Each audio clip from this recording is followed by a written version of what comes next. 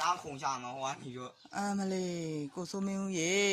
ကျတို့အိမ်တော့ဘဝပြတ်သွားပြီတော့ရေဟိုက်မယ်အနောက်ခန်းထဲတွေရောမိဖို့ကြောင်တွေရောအကုန်လုံးကိုဘဝပြတ်ကုန်တာဟိုက်မယ်ဝစ်စားထဲတဲ့ဟာတွေရောအကုန်လုံးကရင်ကအစကျိုးပြီဆရာရေကျတို့ဟိုက်မယ်အရှိပကန်းနဲ့လည်းအိုက်တိုင်းဖြစ်သွားပြီဟိုက်မယ်အရှိကန်းနဲ့လည်းဟိုက်တိုင်းဖြစ်သွားပြီ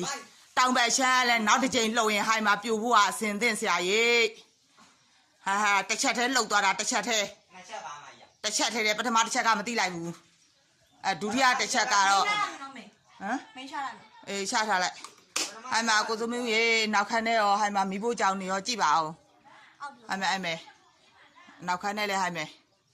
မိဖို့ကြောင်ကဟာကြီးကလည်းဟိုဘက်ကိုတွန်းချမှာတာတွန်းမချလို့ချင်းကျတို့မနေရဘူးပြကြမှာအကြီးမအောင်မတန်ဟိုတောင်ကွက်တွေလည်းပိန်ချုံနေရလို့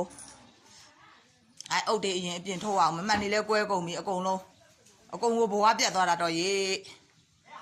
တရလွန်ကြီးကိုလှုပ်တာတရလွန်ကြီးဟိုင်ပါအိုင်မယ်ကတင်နေရောအိုင်မယ်အကုန်လုံးကိုဘဝပြတ်ထားပဲဟိုင်ပါ